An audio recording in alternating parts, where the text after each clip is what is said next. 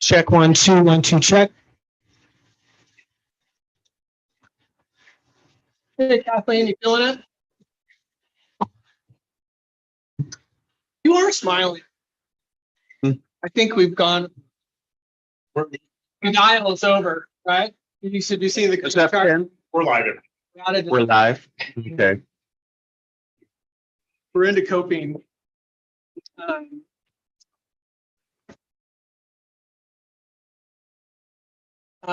Chair Jacobson is not joining us today. Oh, okay. However,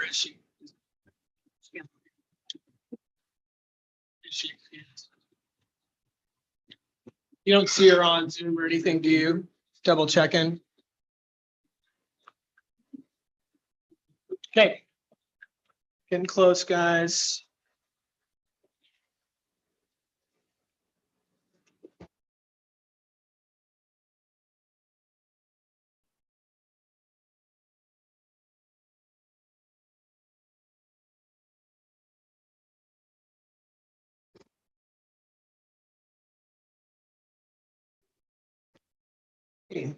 Should we go ahead and put the pedal to the metal?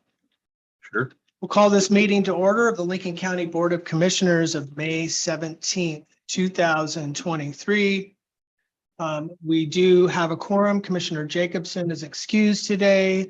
Commissioner Hall and myself are here. We have Administrator Johnson as well as Assistant or County Counsel. I'm sorry. How dare I? Kristen Ewell. Kathleen Kelly is with us here, as well as Ken Lip, and I see members of our audience are here today as well. And let's begin with recognitions and proclamations. If our representatives from or for Mental Health Awareness Month would like to come forward, that'd be great. And Commissioner Hall, would you read that proclamation for us? Gladly.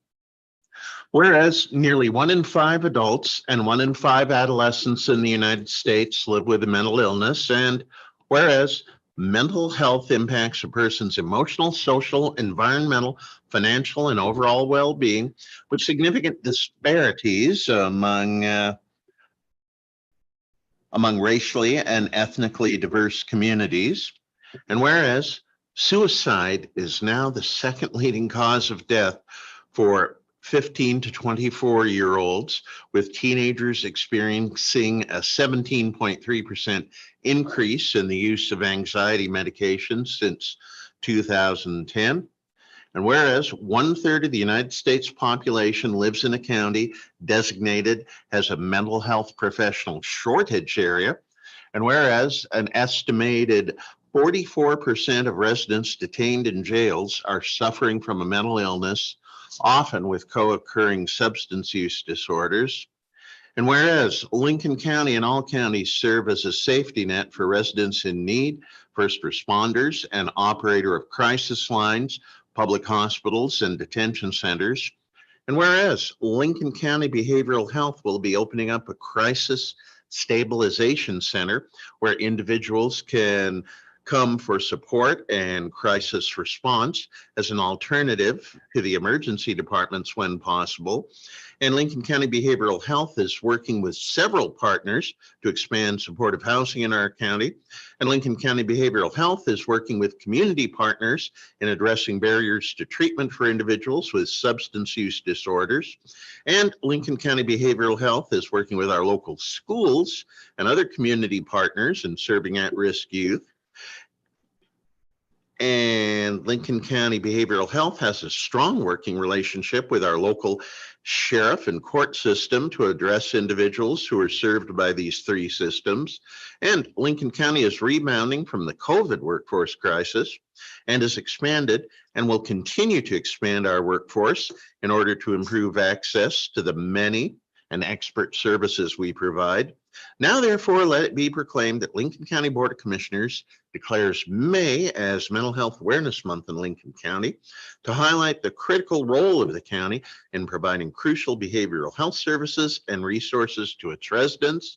And be it further proclaimed, the Lincoln County Board of Commissioners continues its commitment to partner with our community members to ensure that all mental health services are accessible, valuable, and culturally appropriate for all residents. Wow.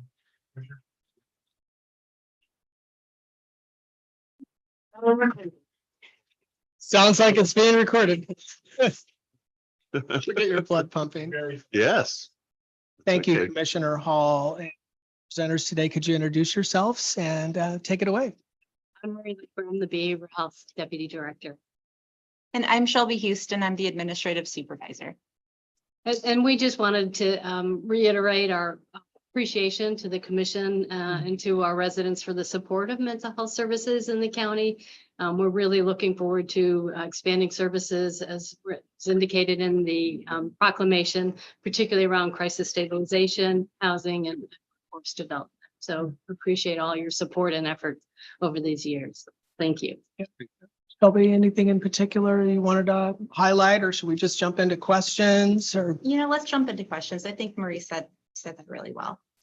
Commissioner Hall? Why don't we start off talking a little bit more about the crisis stabilization and what our timeline is at this point for that becoming a reality? So as you know, we have purchased the facility. We're now getting ready to set up all of the policies and procedures. We'll need to establish some memorandums of understanding with some community partners, including the 988 crisis line, federal crisis line, local crisis lines, and with some of our community partners. And staffing it. So we have positions posted and expressed interest in those positions, which we can interview. So we're hoping within the next 3 months, we'll be able to provide some services out of what we're calling right now the Avery House. Excellent. Anything else, Commissioner Hall? Let's see. The fact that 44% of people detained in jails are suffering from a mental illness and often with co-occurring substance abuse disorders. I mean, unfortunately, that's not atypical, right? I mean, you go to almost any correctional facility in this country and you're going to find people incarcerated who really need treatment. Absolutely. And I Yeah. think the numbers may be a little bit higher here. Our sheriffs are here. I'm sure they could attest to that. And I think part of that is just, again, sort of the lack of services, but that's what's changing, right? So the stabilization house should help divert folks from the jail into crisis stabilization and support services. And certainly the supported housing project will be very valuable to add some additional supports in the community. Because if my memory is right, our current supportive housing dates back, I think, to the 1980s or maybe early 1990s, and obviously, it's not enough for the need. So, just this brings home to me again what a huge challenge, what a huge need this is in Lincoln County and everywhere. But the encouraging thing is we're making progress. I So think so. thanks for the good work, and let's continue to highlight that. Commissioner Hall. Maybe I'm going to be a little bit of devil's advocate here, but if you're talking to your cohorts or the community and someone says, well, the mental health system is broken. I mean, what are your thoughts on a statement like that? I mean, it's working, but I think it's in recovery. And I really believe it's in recovery. I think we've all, as we know, health system has really been affected by the pandemic, which resulted in just kind of a pivoting of services and resources for a bit, as well as workforce. And so I would like to feel like we're in recovery. And I think particularly in our county, we are just by the services and the number of folks that we're able now to recruit for employment, which has been huge. We're really picking up our workforce, which is great. And the collaborative partnerships that are growing as we all kind of come back, into community. So I would like to say we're in recovery. yeah. Well, yes. And I feel there's a lot of dimensions to it, at least in my experience. And right now I'm going through realizing I have a teen. And in doing my research on that, one of the things this practitioner said when she has kids come in, for example, teens, first thing she does is check to see if they're sleeping. And if they're not sleeping, then she addresses that first before she goes into any other treatment. When we think about all the stresses in life, anything for us to look out for in others, or, I mean, being kind is obviously one of these things that makes sense, but practically as practitioners, what kinds of things do we look out for to keep our families and our community members healthy? Like, what's the low hanging fruit? Do you have any thoughts? Well, I would say this is applicable to everybody, but especially teens. You want to pay attention to isolation, and the other end of that would be social connection. Yeah. That might look different from how different generations might have experienced that. Every generation, it looks a little different, but we really do want to promote social connection as much as possible. Isolation is when you're a teen can be kind of tricky to notice, because there is some normative level of like kind of just wanting to be independent and, kind of pulling away from your parents. Yeah. But that can mask isolation. And that's where a lot of the problems really start to kind of manifest at that young age. Yeah. He does seem to have a lot of social interaction with the gaming, but it's just not the same. I mean, at least that's something, he's with his cohorts, but it's different when we have other kids over at the house and how that all works.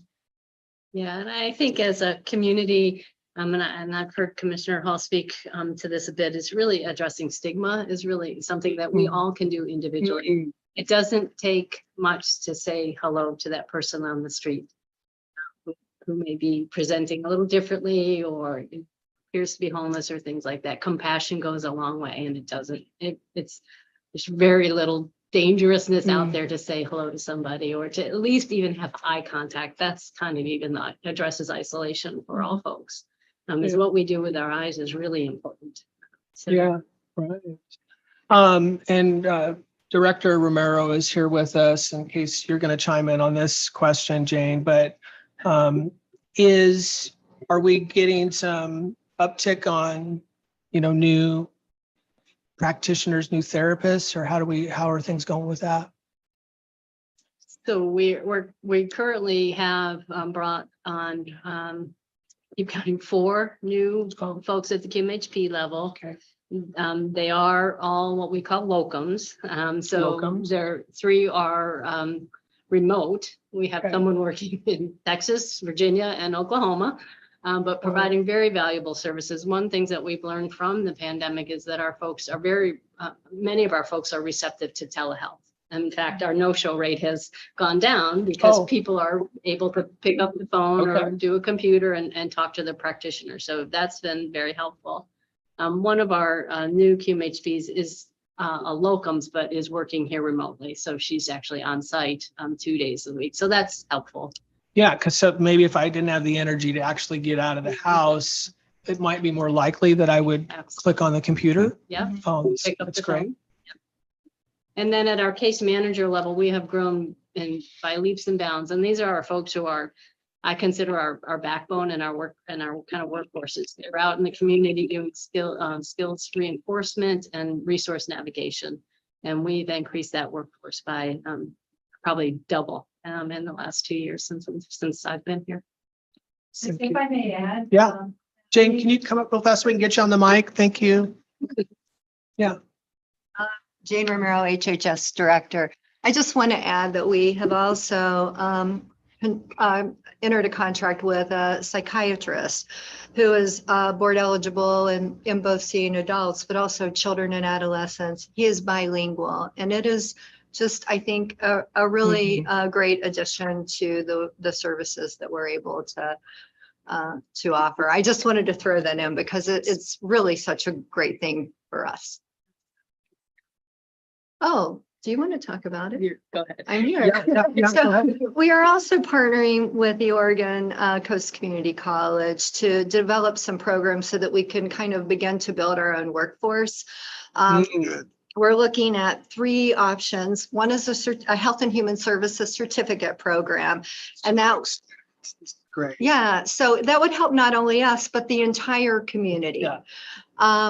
The second program is really the I guess, revamping of their associate's degree in psychology, Yeah. which would be a transfer pathway so that folks could then transfer those credits to OSU to get a bachelor's degree in psychology and then hopefully a master's degree, and then they'd come back here to work for us. And then the third option is to develop an associate's degree, and I think they're calling it applied science. So about 3/4 of those credits would transfer, but it would otherwise be a terminal degree. That would qualify somebody, I think, with if they have an additional 1 year of experience for our entry-level case manager positions. So we're really working to figure out strategies to build the workforce in light of the shortages that exist. Yeah, so is my thinking correct on this? Similar to an MA in medical, this might be the equivalent. I mean, many of sheriff leadership is here. We're talking about that, not full deputy, but somebody who has, enough skills to address certain issues, but, isn't necessarily a master's degree, right? Get some traction and be helpful. Yeah, because Marie and her team have multiple levels of, Yeah. of staffing needs. So this would be the beginning. And then we try to support individuals who want to go on. Shelby is a case in point. Shelby is working on her master's degree, and we're able to support her. That's wonderful. I think that's all the questions I have. Appreciate the work you do. Any final thoughts for us, or No, thank you again for your support, all of you. We really appreciate it. Commissioner Hall? Anything else? Nope, I'm happy to make the motion Okay, if you're let's ready, do it. Mr. Chair. Thank you. I move that we proclaim May 2023 as Mental Health Awareness Month in Lincoln County. Second that motion. All in favor? Aye. Aye. Thank you very much. Thanks for coming in. It's a great day. All right, moving on to our next item, and we can have Sheriff come on up for National Peace Officers Memorial Day, and your team grab some chairs if you need them. And I will read this proclamation. Okay. In the matter proclaiming May 15th, 2023 as National Peace Officers Memorial Day and May 14th through 20th, 23 as National Police Week in Lincoln County. Whereas the Congress and the President of the United States have designated May 15th as Peace Officers Memorial Day and the week in which it falls as National Police Week. Whereas members of the law enforcement agencies in Lincoln County play an essential role in safeguarding the rights and freedoms of citizens of Lincoln County. And whereas it is important that all citizens know and understand the problems, duties, and responsibilities of their police agencies, and that members of our police agencies recognize their duty to serve the people by safeguarding life and property, by protecting them against violence and disorder, and by protecting the innocent against deception and the weak against coercion or intimidation.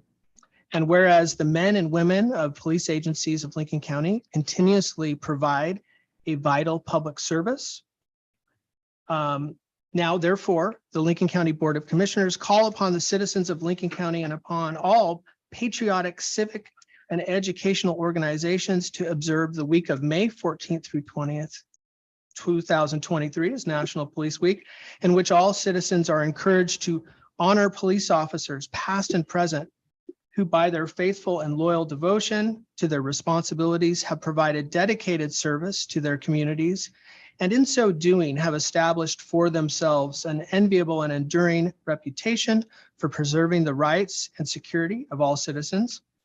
We further call upon all citizens of Lincoln County to observe Wednesday, May 15th, 2023 as National Police Officers Memorial Day in honor of those law enforcement officers who through their courageous deeds have made the ultimate sacrifice in service to their community or have become disabled in the performance of duty, and to recognize and pay respect to the survivors of our fallen heroes.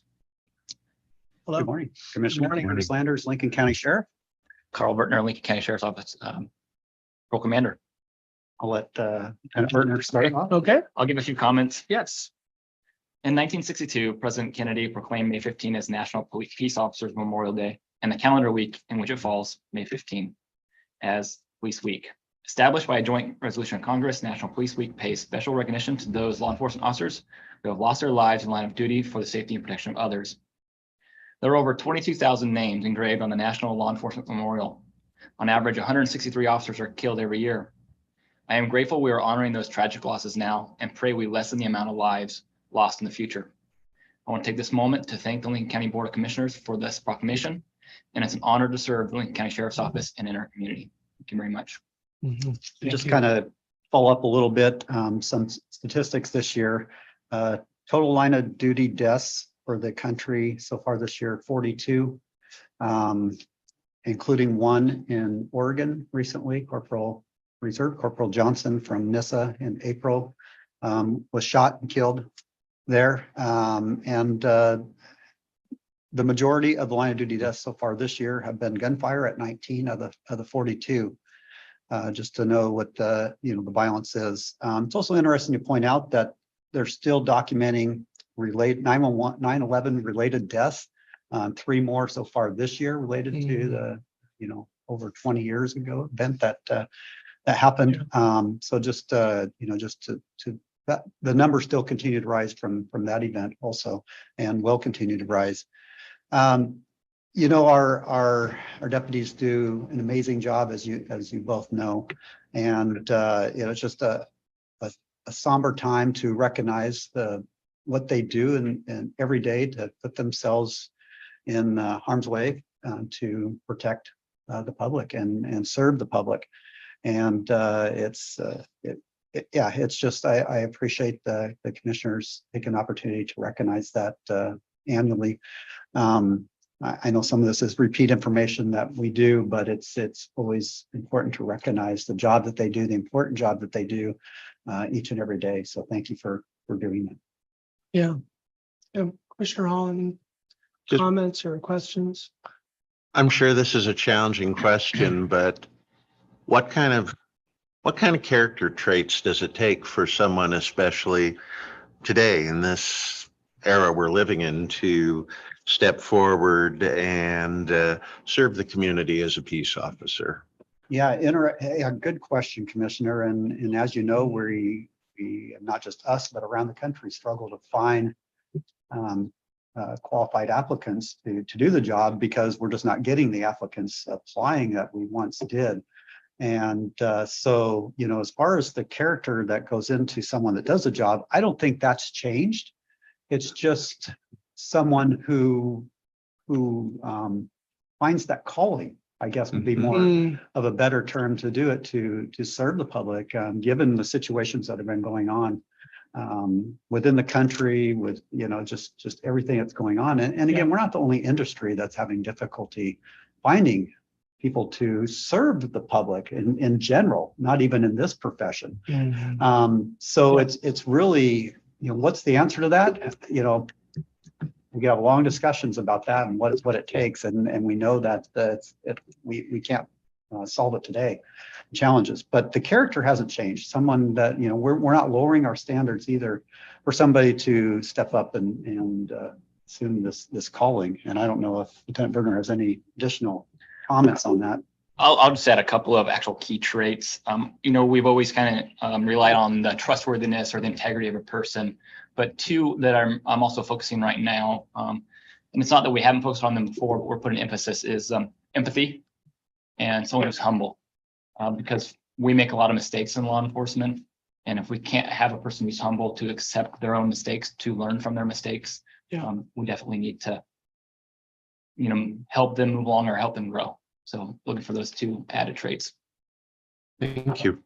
So we, had our proclamation before this for mental health.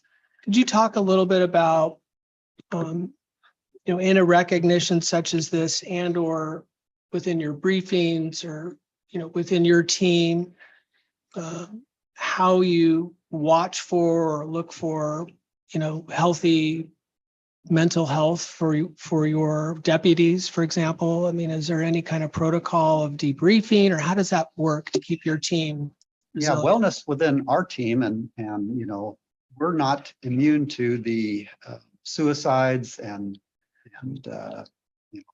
just the behavioral issues that can come with this profession from the stress and trauma that someone faces. That's even during the hiring process, we send them to have a psychiatric evaluation, make sure that, that not only character traits, but also mentally, that they are able to sustain the trauma that they're going to experience in this job. So wellness is something that hasn't always been a priority of agencies, and it needs to be, and it's a priority in our agency. We have a wellness committee now that meets monthly to talk about this. We have, I should bring Lieutenant Shakes up actually, since this is, I'm not going to steal his thunder because Yeah. he is actually the lead of this. Excellent. Yeah. He's the one that. Yeah, thank you, Adam Shanks, Administrative Lieutenant, and thank you for the question. Over the past 3 years, especially at the beginning of COVID, we recognized that we needed to be placing a lot of focus on the care and wellness of our team members. Knowing and having worked through a substantially long career in law enforcement myself, I know the exposure that I've been exposed to, the trauma I've seen and encountered. And this is just an area that was very close, near and dear to me, that I thought we needed to really place a lot of focus on for our office.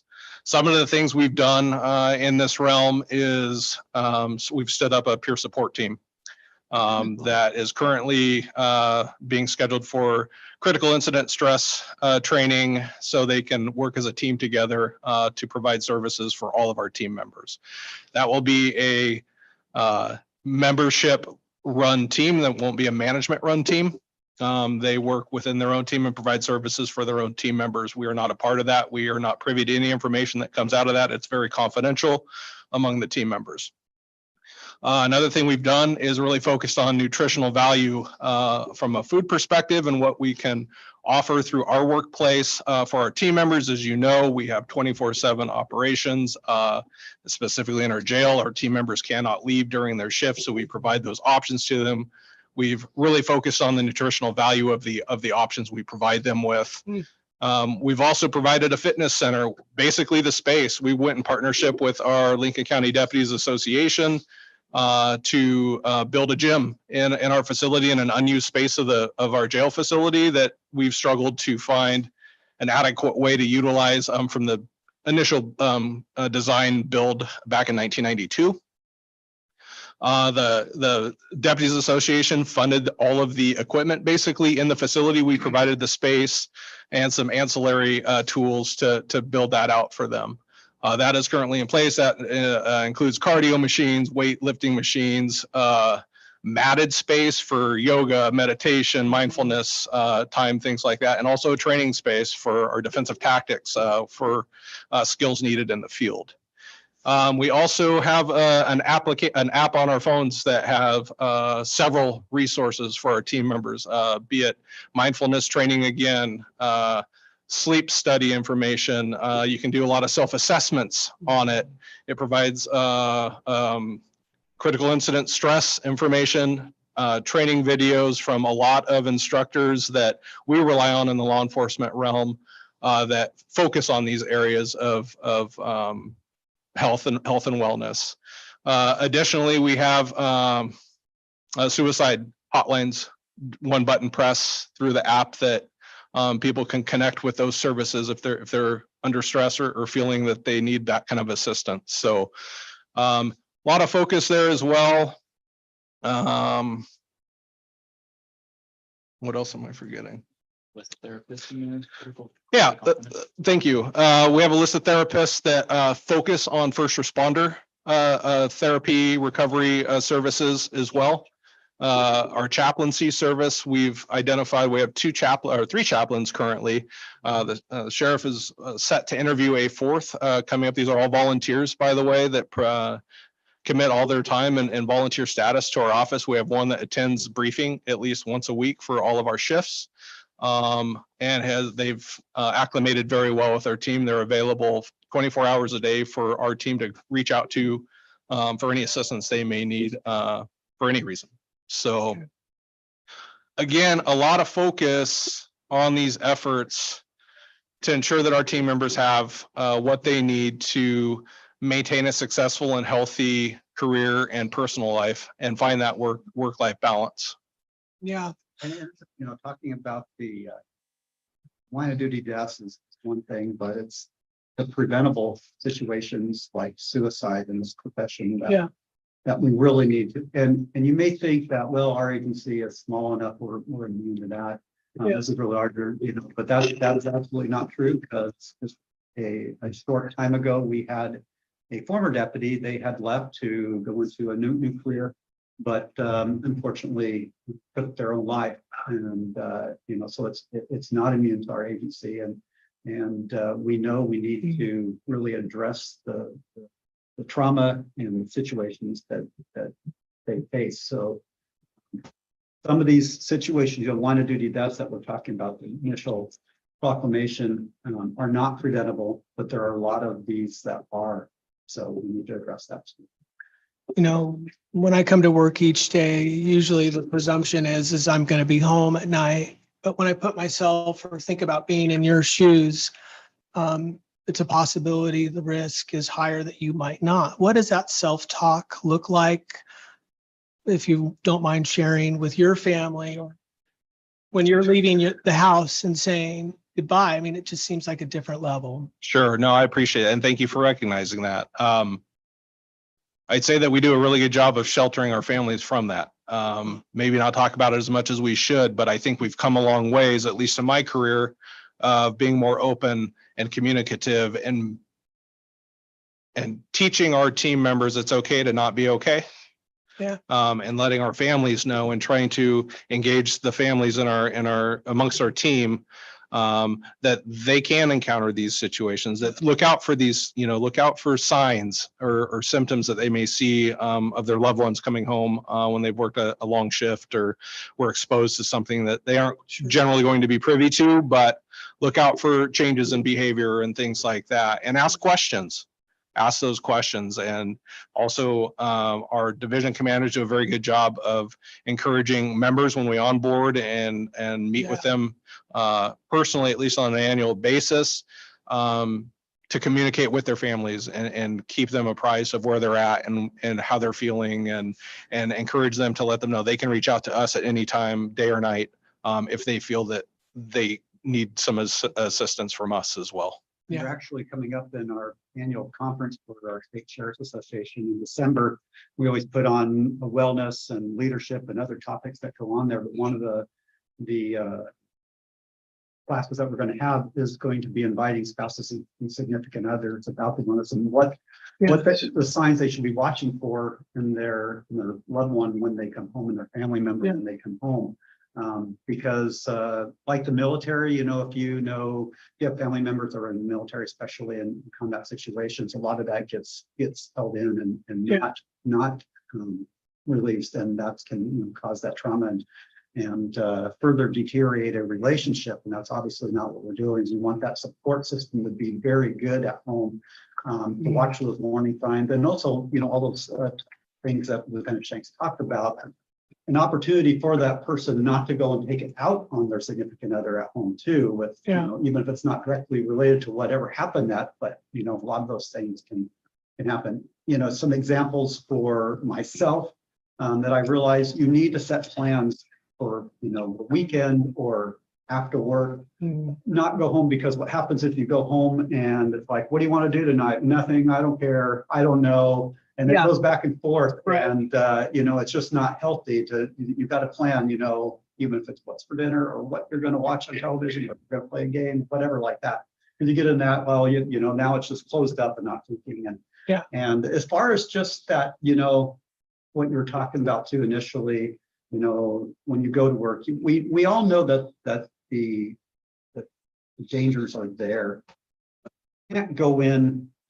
You just have to be aware of the situations, knowing that at any time that something could happen, and be cut. It's also why we put so much training in the things we do too, to prepare somebody for that type of situation.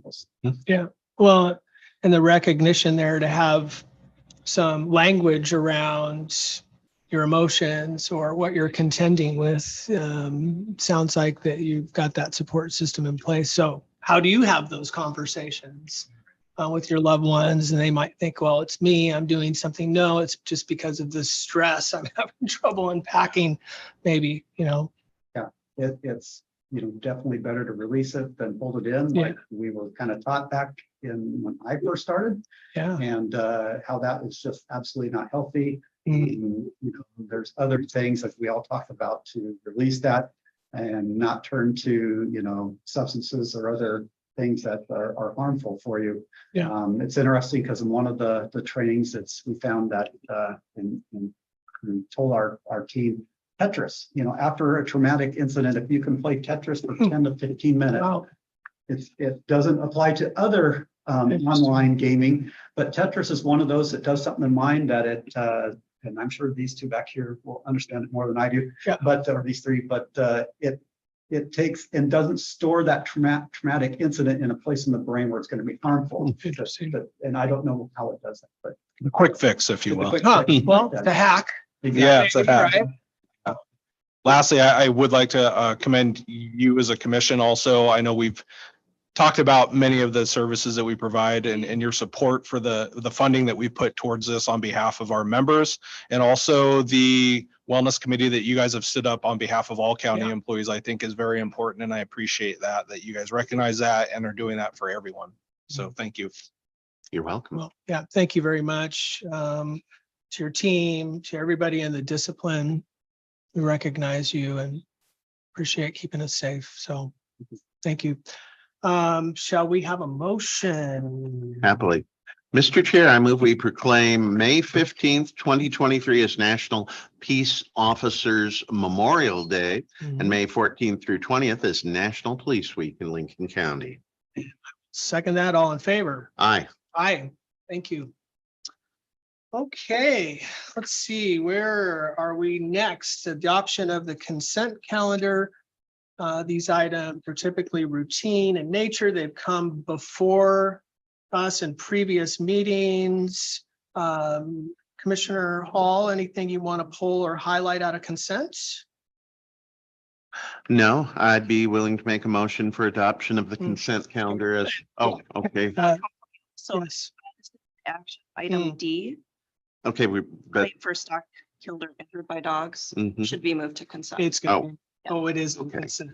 Yeah. So Okay. I'll just remove that from decision action. So I'll move for adoption of the consent calendar as presented with the addition of the claim for stock killed or injured by dogs. Okay. A motion to approve the consent calendar with those changes.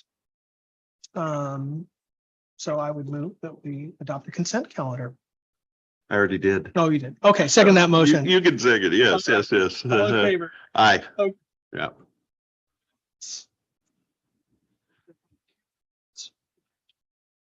Decision and action. Thompson Sanitary Solid Waste Rates Review. Thank you very much. Have a great day. Would you guys like to come on up? Grab chairs that you need. You need them? Work, Ken? Commissioner? This is mine. Oh, this is, okay. We'll get us started then, Administrator Johnson. Appreciate that. Thank you. This is a follow-up to the previous meeting relative to the solid waste rate review by the Thompson Sanitary Service. We have gone through the presentation of the materials. If you recall, we're outstanding at an 8 sorry, I needed my other set of glasses, 8.75% increase for the upcoming year. This will place them with approval and direction today on a timely manner for dispersal for your customers by change of service July 1. Am I correct on that? Everybody's giving me a thumbs up. So with that, it fulfills the requirements as set forth by our county code. And today's action is for you to either approve, disapprove, or make any changes relative to this. County administrator is recommending approval of the rate. Could you introduce yourselves for Sure. us real quickly? Thanks. I'm Rob Thompson with Thompson Sanitary Service. Ken Riley, Thompson Sanitary Service. Okay, gentlemen, any thoughts or contributions? The short answer would be no, but I would like to say two items. One is just a recognition. Tim has done a nice job of the due diligence to ask questions and drill down on our annual report that was submitted. Some of the things in the packet are the result of Tim's effort to exchange a couple emails with Walter Budzik, who's our controller, not here today. So I want to recognize that effort.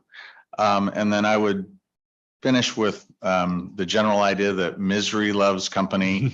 In talking with the city and the county, we struggle and focus on proper staffing, having enough labor, attraction, retention, those sorts of things. And finally, equipment. We have a record number of trucks on order. Doesn't seem to increase the speed at which they'll be delivered, but we are struggling to, get the specialty equipment that we need. So with that, we'll answer any questions.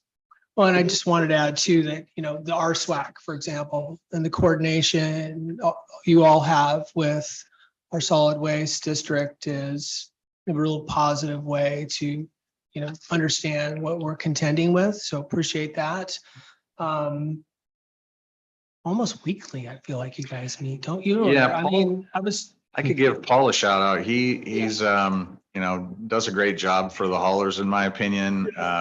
My wife Amy meets with him on a weekly basis, and that provides a nice platform to stay really connected and up to date on any topics.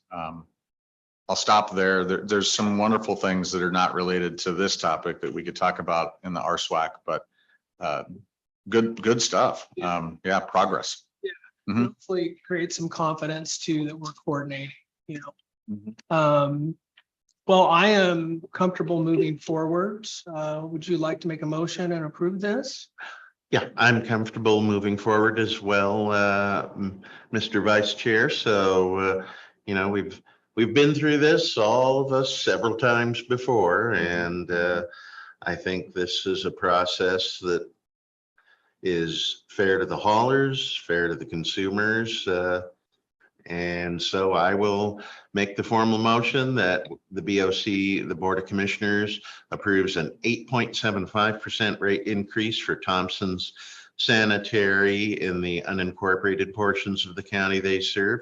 That 8.75% increase is effective as of July 1, 2023. Favor? Aye. Great. Thank you. All right, moving through decision and action. We have Lincoln City Urban Renewal District. Tim Johnson, you want to get us started out? Yeah, could I have the Lincoln City representatives come forward, please? We'll move through this in relatively short order. 2 weeks ago at your meeting, you heard a preliminary request for a second urban renewal district area. And the purpose was to outline the boundary for future study and analysis. The reason why is because, as identified in the map above, identifies that the property in orange, I'm going to call that orange. I don't know it. Maybe my eyesight is none so good at my advanced age, but that's what I see on there, is the identified boundary that the city of Lincoln City has identified. It is in part within the urban growth boundary, and it also incorporates, and this gets it a little tough. We lost there, Ken. Sorry, I'm sure. Okay. There is a blue line on there. You have it in your packet, but for those who are watching online, there is a separate blue line that shows where the city limits are as compared to the county unincorporated area. Within that boundary, there is area there, again, in orange, that identifies that boundary.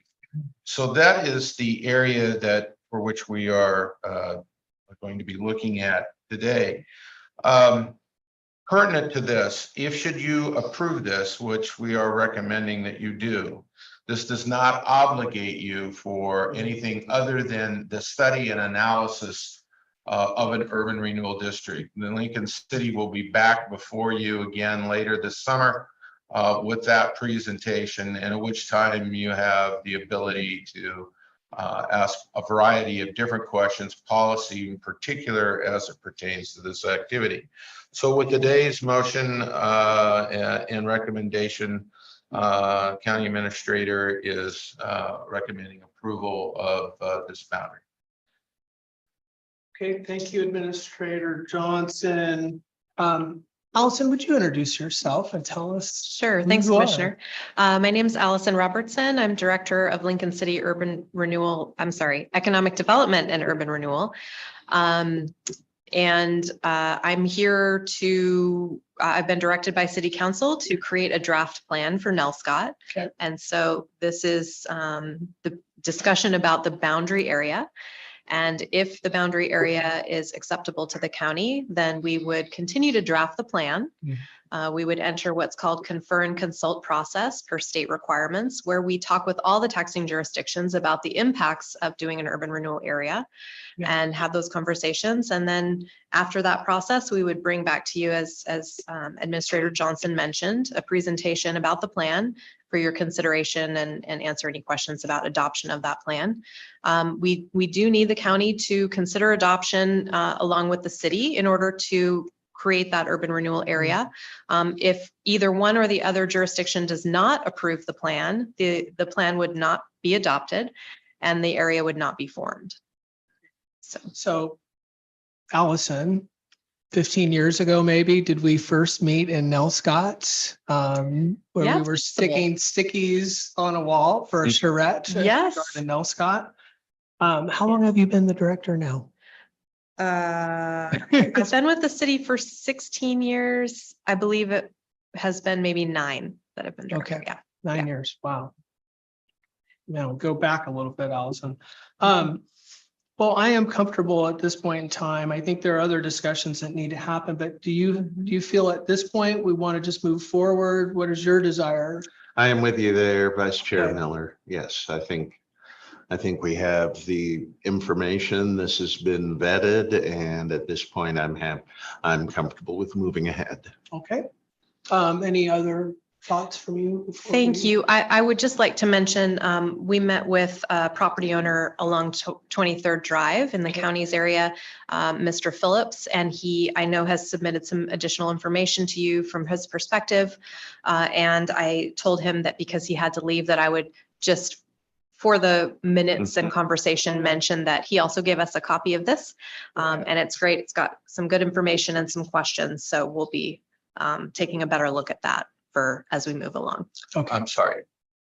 He gave you that? He didn't give us that? No. He gave you a copy. Yeah. He did? He also provided, To whom did he give that to, please? I He- believe, the He's, recruiter or yeah, to- he stopped in at the front office and County gave it to commissioners. Geneva.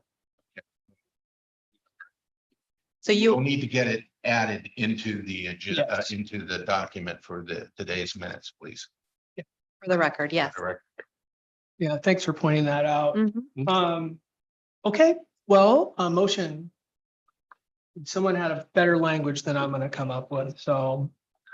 Mr. Chair, I move that the Board of Commissioners endorse the proposed boundary for the new Lincoln City Urban Renewal District as recommended by County Administrator Jim Johnson.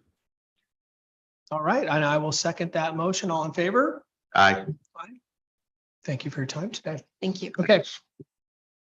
All right, moving our way down, decision and action. ARPA funds for portable road signs. Administrator Johnson.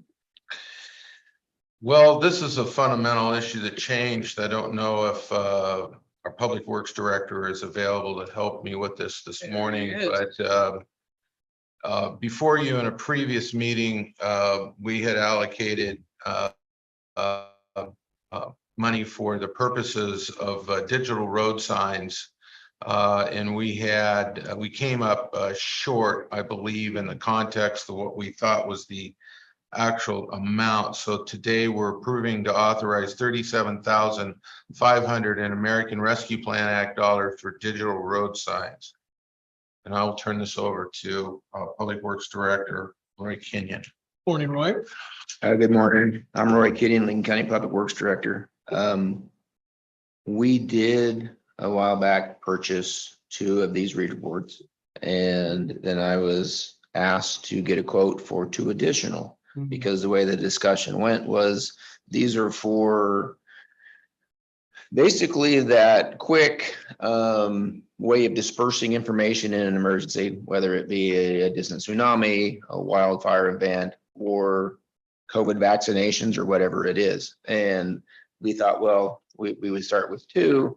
We could use them here locally. And then the thought was, well, if we purchased more, we could use 1 south and 1 north. And so I was asked to get a quote for 2, and from the same company that actually originally sold the original 2.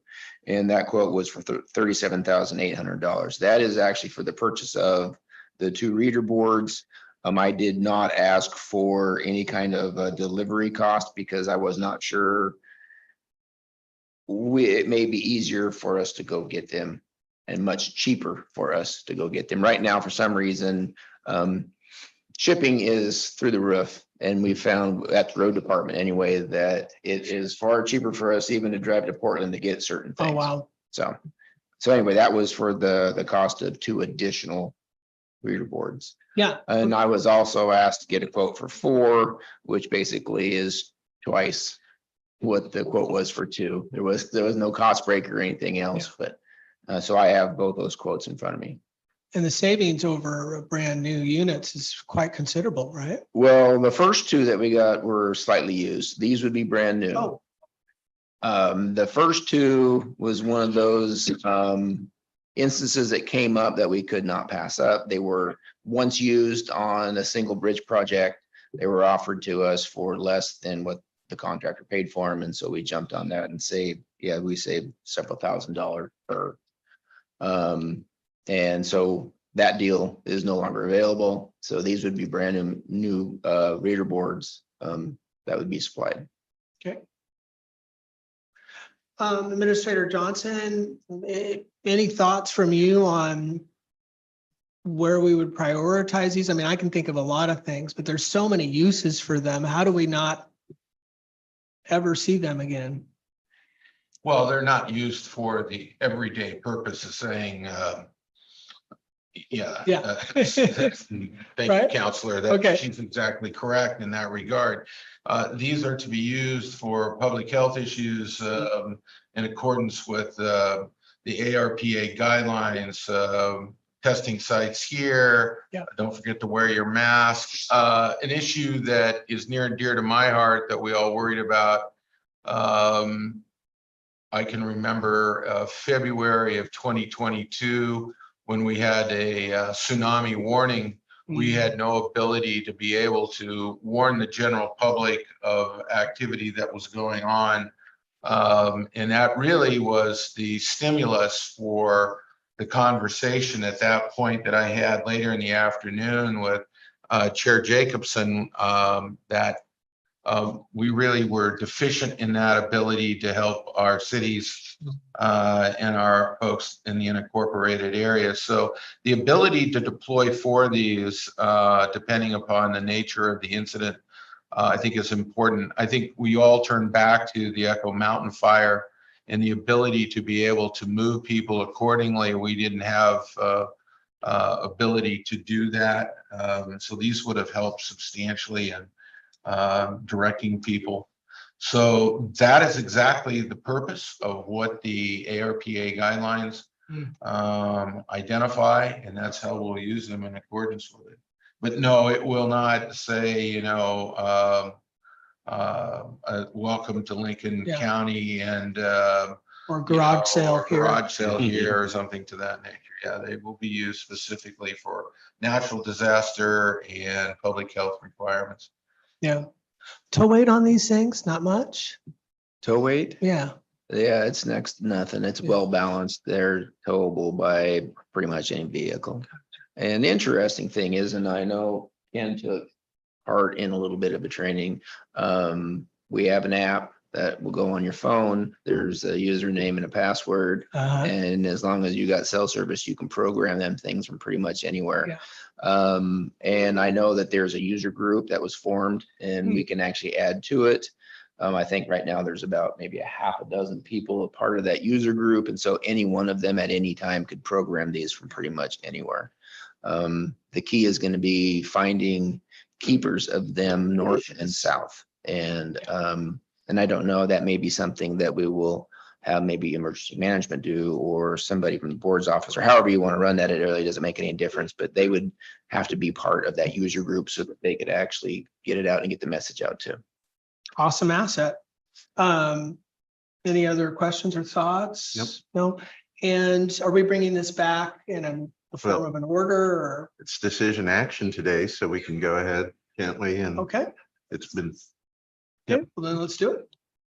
Mr. Chair, I move that we authorize use of American Rescue Plan Act funds in the amount of $37,500 for the purchase of 2 electronic portable roads. That would be 800. Oh, 800, let me 37,800. correct that, $37,800 purchase of 2 portable electronic roadside signs. I'll second that motion. All in favor? Aye. Thank you, Roy. Would you like those orders placed? Hmm? Got it. Okay, We'll get the order number. We'll get the order number for you. appreciate it. Note for anyone who's maybe looking at our agenda, we've moved stock killed or injured dogs claims into consent. So we're skipping that and jumping to yes, Council Yule. Also, the item E, Yeah. that's also a consent item. Oh, okay. So if you want to just make a motion to include that in the consent. Yes. Mr. Chair, I'd move, Vice Chair, I'd move that we approve the revision of the 2023-24 CAFA grant resolution as presented by Assessor Joe Davidson. Okay. Second balance. In favor? Aye. Okay, so we're going to jump to discussion and information. Get started with Administrator Johnson, I believe, first in regard to doll disposal rate review.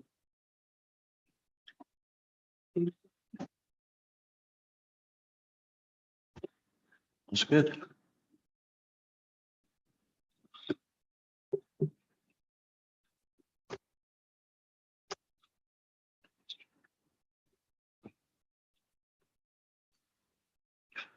Good morning. Morning.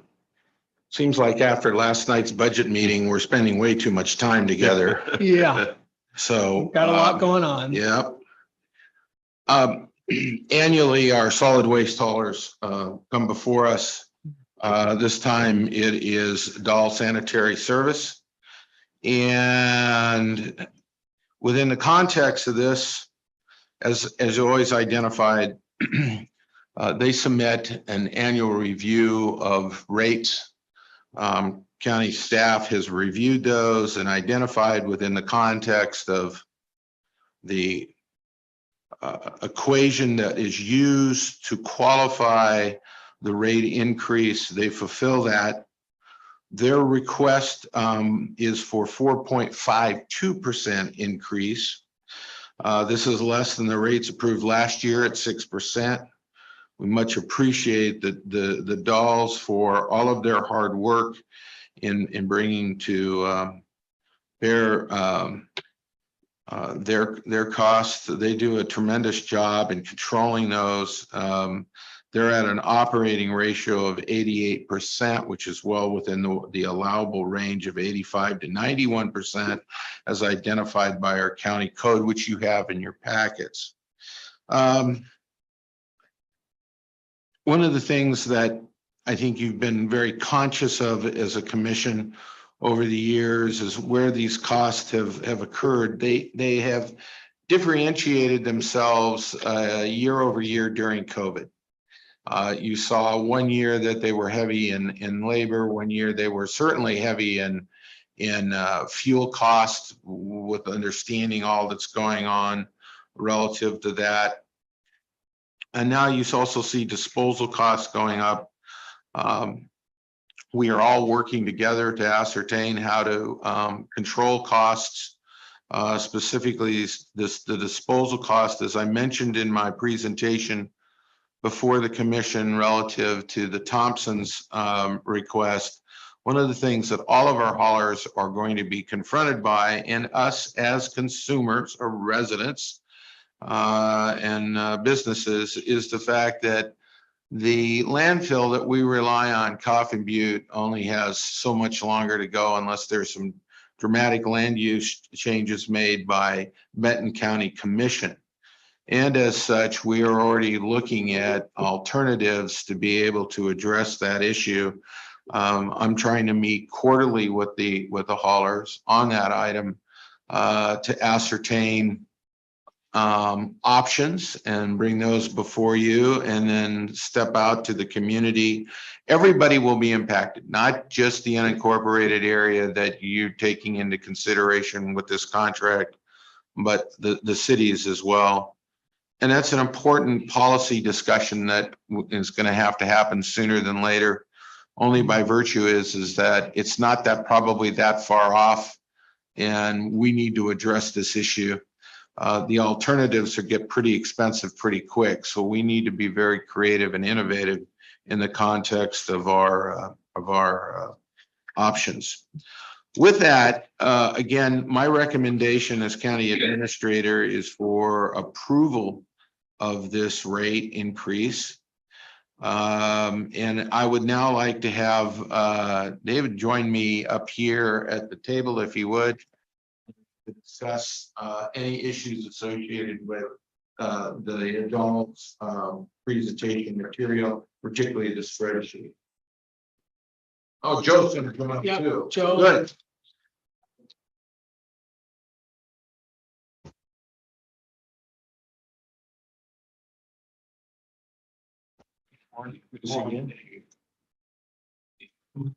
Good morning.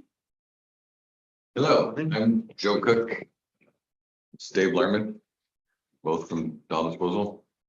And gentlemen, could you scrunch in a little bit there and get that microphone pointed right? Closer? No. Yeah, I'm sorry, continue. So I'm not, what would you like us to do? If you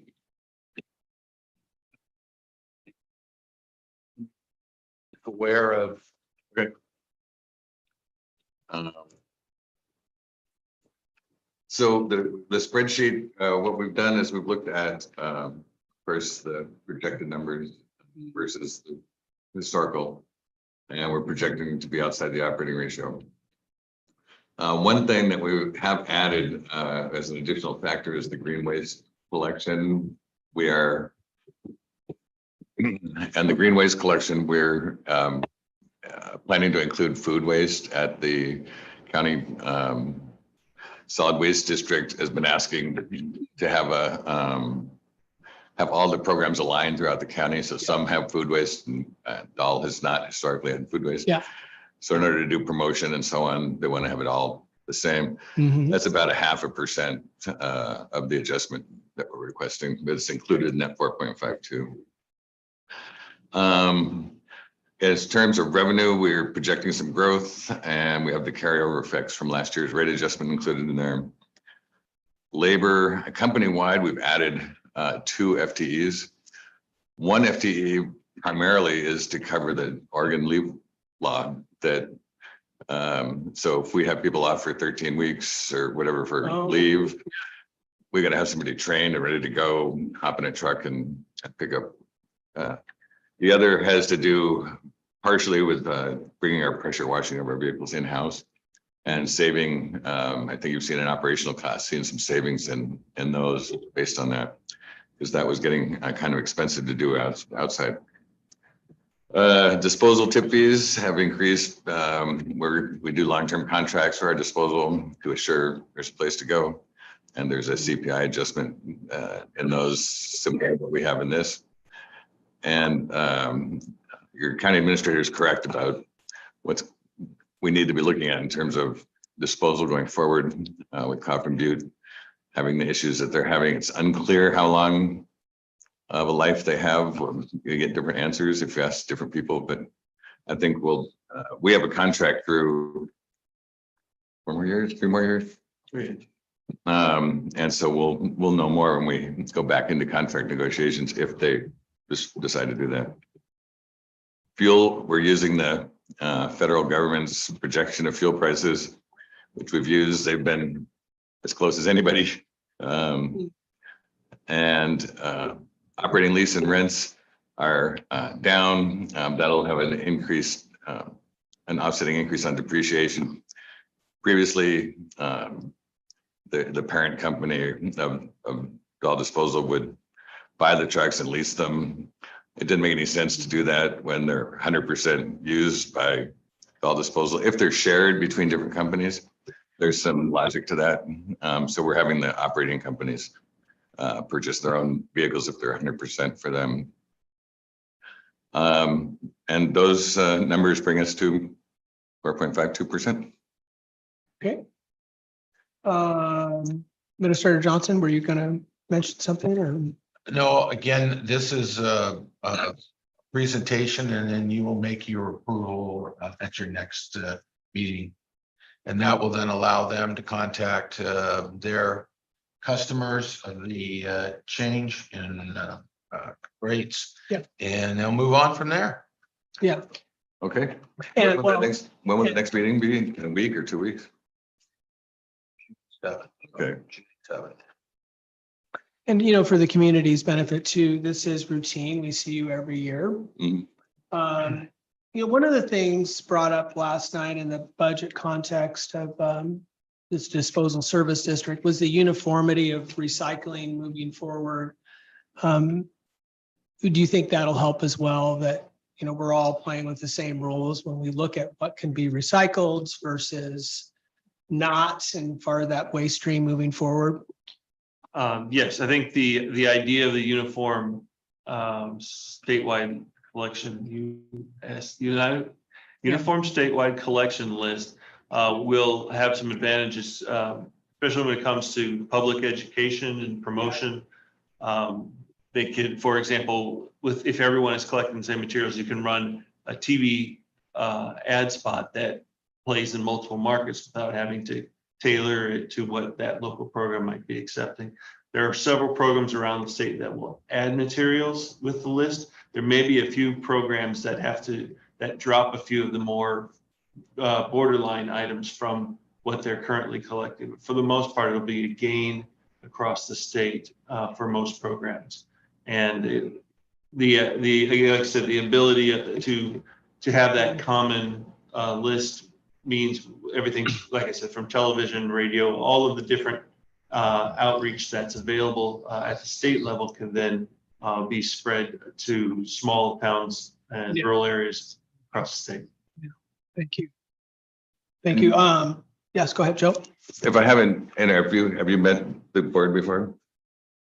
Anyway, if you haven't met Dave, he's a new addition to Dahl. He's doing public outreach, recycling, some rate work.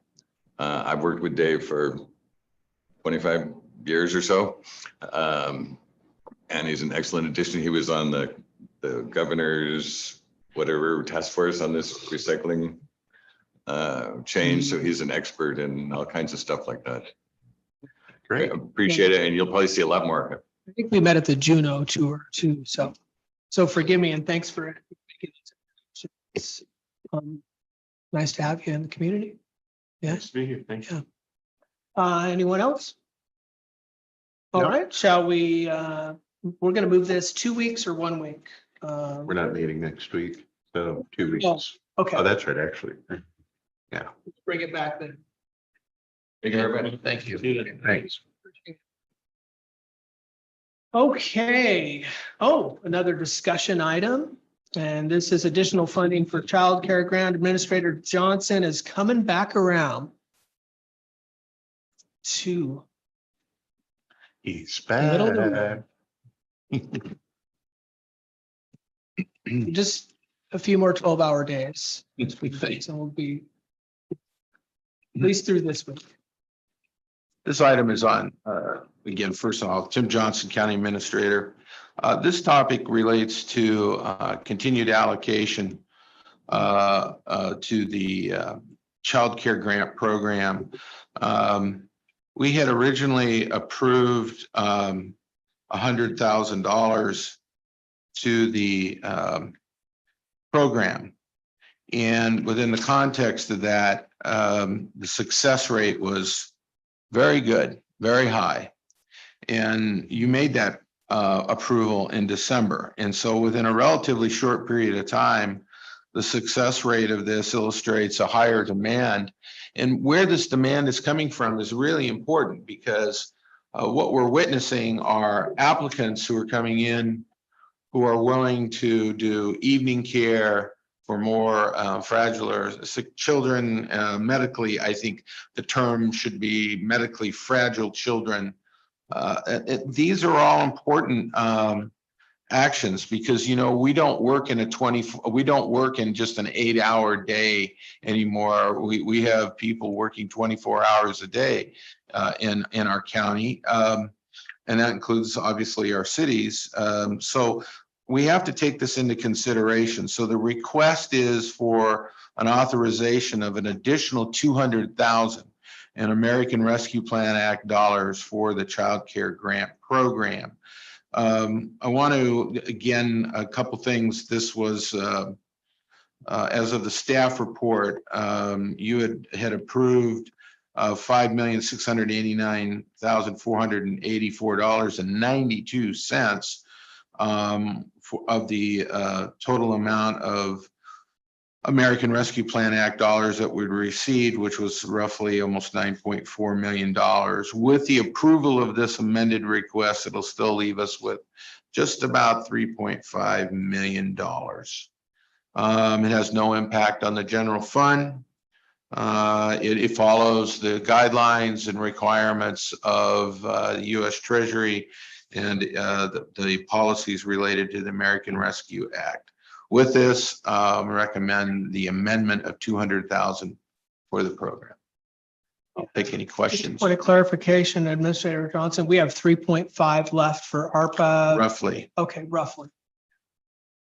Yeah, and there was a couple changes in here today. It's trying to put these in order. So I believe if you looked at, there was a deduction from the number first from the road signs, and then that then left us with a net. Then we deducted the 200,000 that you see here today.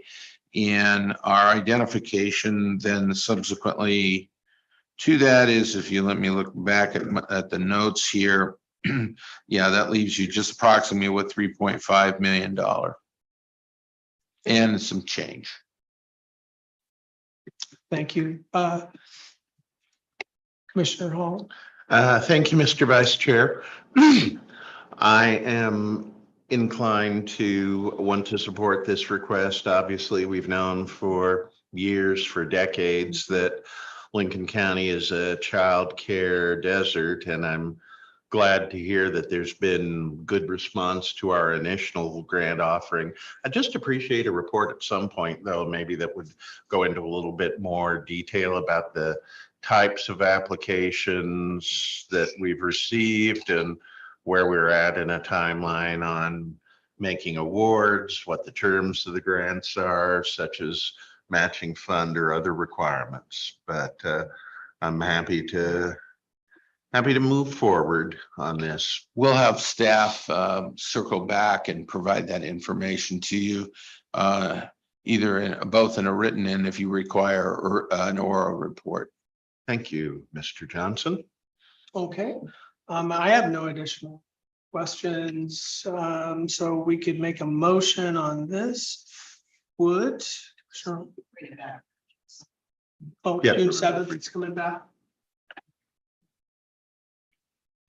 All right. Thank you for your work on this. Appreciate it. Okay, we are in reports. Commissioner Hall. I don't have anything today. Thank you. Okay.